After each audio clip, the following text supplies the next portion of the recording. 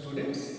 In the last session we discussed about the energy considerations and what is the relation between charge and magnetic flux. In today's session we are going to study about eddy currents, how the eddy currents are produced and what are the uses of eddy currents and what are the disadvantages of eddy currents and how the eddy currents can be reduced. Okay. So first see the definition of eddy currents. Eddy currents are induced currents in bulk piece of conductors when they are subjected to changing magnetic flux. Means whenever we take a bulk piece of the conductor will cut the magnetic flux, then the magnetic flux can be changed. Whenever the magnetic flux is changed, then a currents are induced in that piece of the conductors or metals. That type of currents can be called as the eddy currents. See how eddy currents are produced. How eddy currents produced.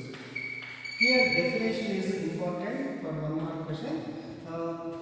Here I explain how eddy currents are produced. It is to know how to produce eddy currents, we need to know that, and after that we are going to discuss what are the advantages and what are the disadvantages of this eddy currents.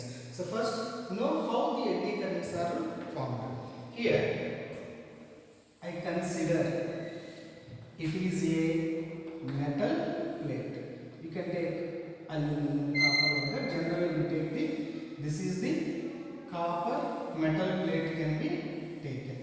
So here this is the metal plate and this metal plate is hanged with a thread or a rigid bar. So it is hanging like that. And whenever we are applying certain force, what happened? This is having oscillations and it is moving like that. So it is getting certain oscillations. That type of oscillations can be called as undamped oscillations. Means here we are not applying any magnetic field. Without applying any magnetic field, the metal plate is having certain oscillations that can be called as undamped oscillations. But whenever we take a magnetic field, here when we consider a magnetic field means north pole and south pole. Okay, and again we are applying a certain force, it is oscillating, and it is oscillating at this position and again at this position.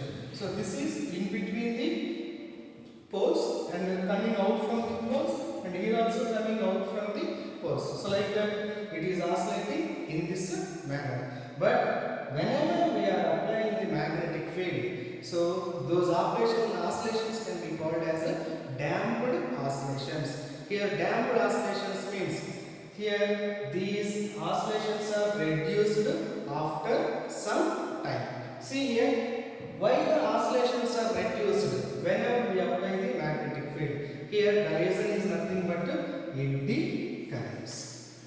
When eddy currents are produced, those eddy currents are providing damping. Due to the damping, these oscillations are reduced. See here, whenever the metal plate is exactly in between the two poles, then the total area is cut the magnetic flux. Means here it is linking with the maximum flux. Whenever the metal plate is coming out from the region, so here it is oscillating in this manner. At this position it is cutting, means it linked with maximum flux.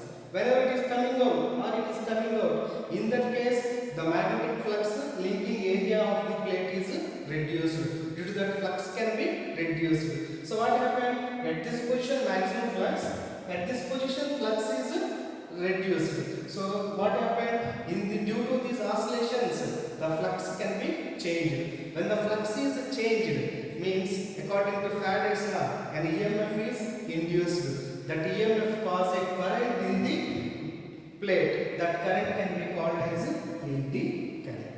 Okay.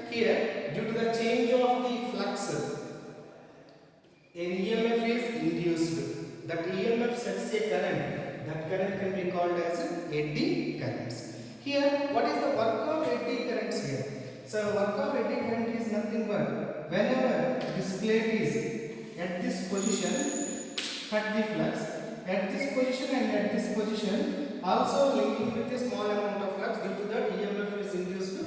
Due to that EMF, a current can be flowing. So here, by the flow of this current, the oscillations of the plate is reduced. See here, whenever this plate is reached at this position, these eddy currents are opposing the cause according to Lenz's law. What is Lenz's law? Lenz's law is nothing but the quantity always opposes its cause. Here, what is the quantity? Eddy currents. Why the eddy currents are formed? By the oscillation of this metal piece. So these eddy currents are always oppose its cause according to Lenz's law. That is nothing but it opposes its oscillations. So whenever metal piece reaches at this point, then eddy currents are acting in opposite direction according to Lenz's law. Again, the metal piece reached at this point, the eddy currents are also acting in the opposite direction.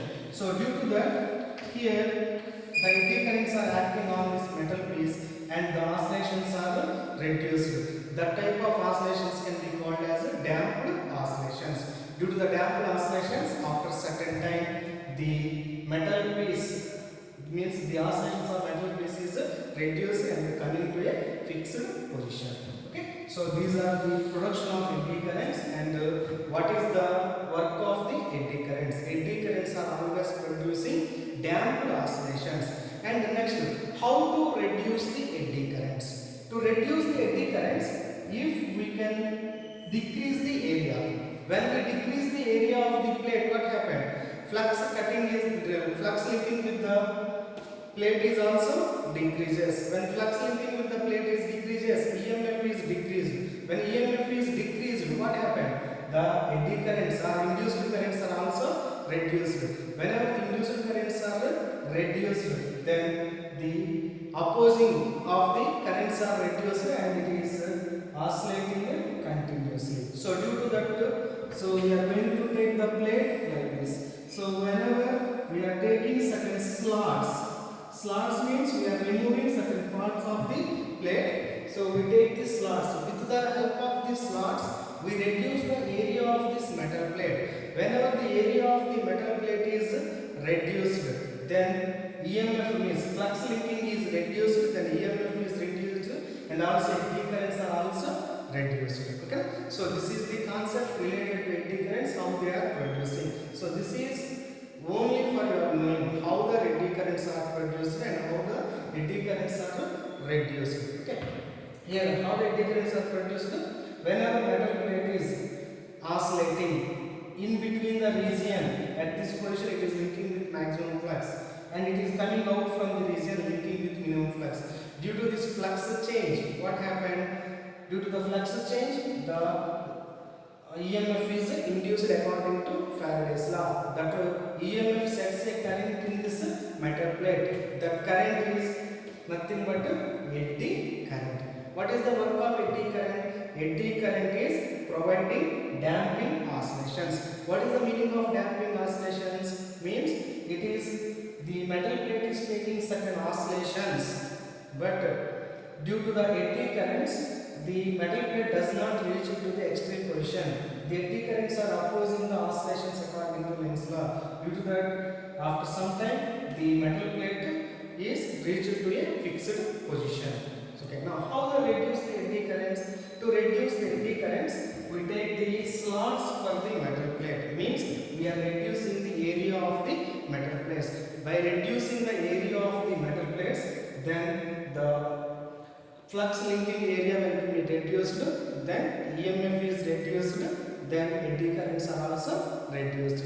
Okay, so due to that reason, eddy currents are having certain advantages and certain disadvantages.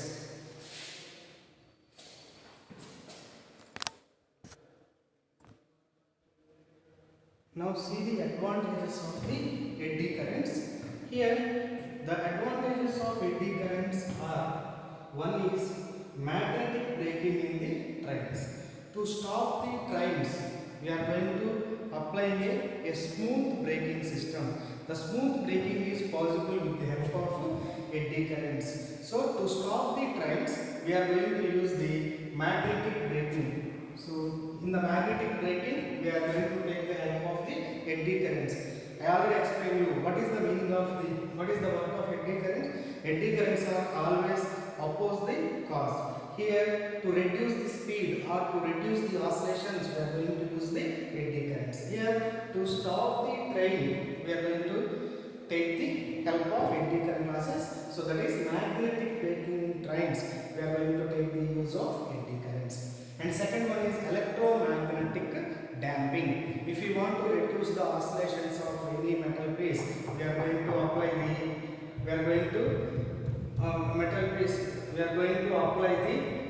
eddy currents. And next one is induction furnace.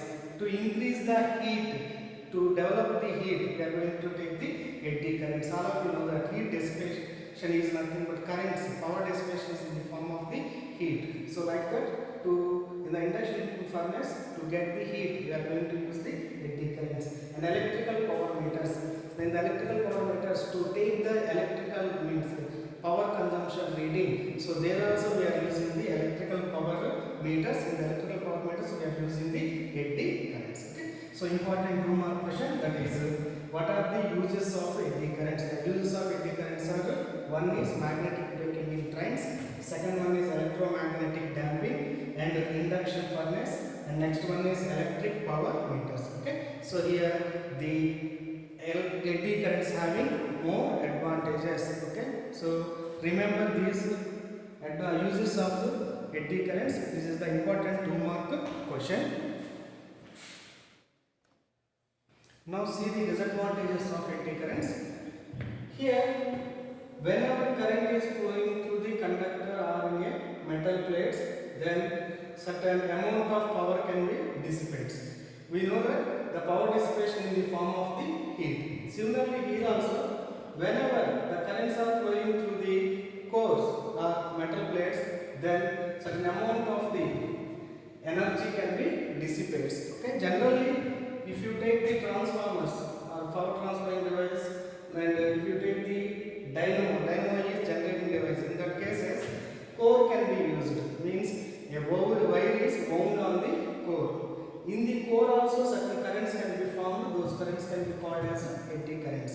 Due to the reason of eddy currents, large amount of heat is losses, that is dissipates. Okay, this is the main disadvantage. And next one is, here heat can be produced due to eddy currents. Here in the cores, more amount of heat is flowing. More amount of the heat can be produced. Due to the production of the large amount of the heat, the insulation of the electrical machines like motors, generators and transformers, they can be break. Okay, so these are the two disadvantages. So due to that reason, we have to reduce the eddy currents in the core of the machines. Okay, so these are the disadvantages of eddy currents. Now see the next topic, that is self-induction. Here, to know the self-induction, consider a coil. The coil is connected to a battery through a switch or key. Okay. Here, when key is closed, when the key is closed from the battery, the current is flowing, means large amount of current can be flowing. Then here flux is more. Whenever the key is open, then the current is reduced, then flux is reduced. By this change of the flux, an EMF is induced according to Faraday's law. Okay. Now here what happened? The change in its own current, an EMF is induced. See here, in this circuit, the flux changing by its own current. Due to that, an EMF is induced. This process is called as self-induction. What is the self-induction? The EMF is induced in the coil by changing its own current. That is called, by changing its the same circuit current. That can be called as the self-inductance. inductance. See here, what is the self-induction definition?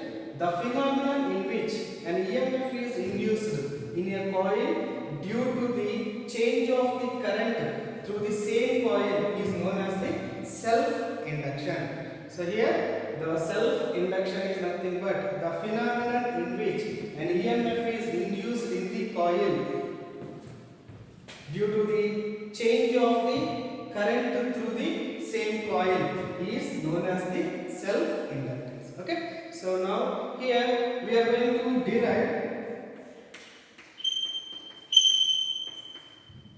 E is equal to minus L into di by dt, where L can be called as a self-inductance. Okay. Now see how to derive the induced EMF. E is equal to minus L into di by dt. Now see here, when current is flowing through this circuit, a flux is produced in the coil. That flux is always directly proportional to the current flowing through the coil. Here flux is directly proportional to the current flowing through the coil. We can write it as flux is equal to proportionality constant L into I, where L can be called as self-inductance.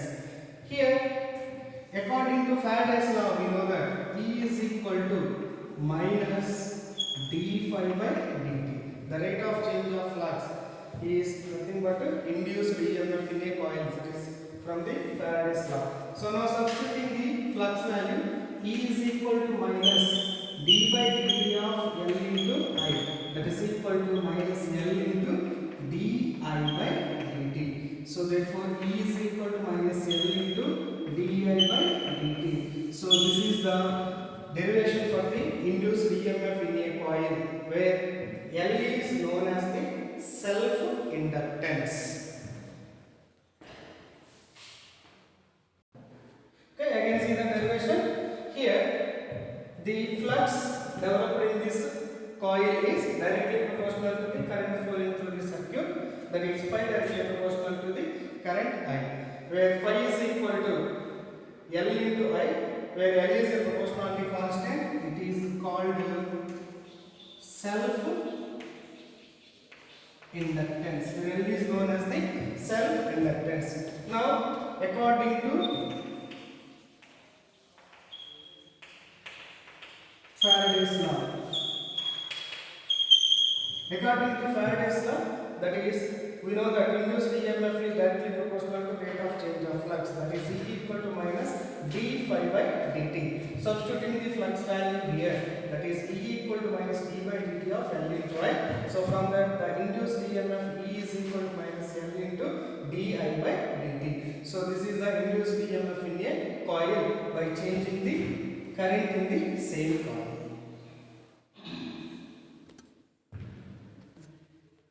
Now see the definition for self-inductance, that is represented with the L.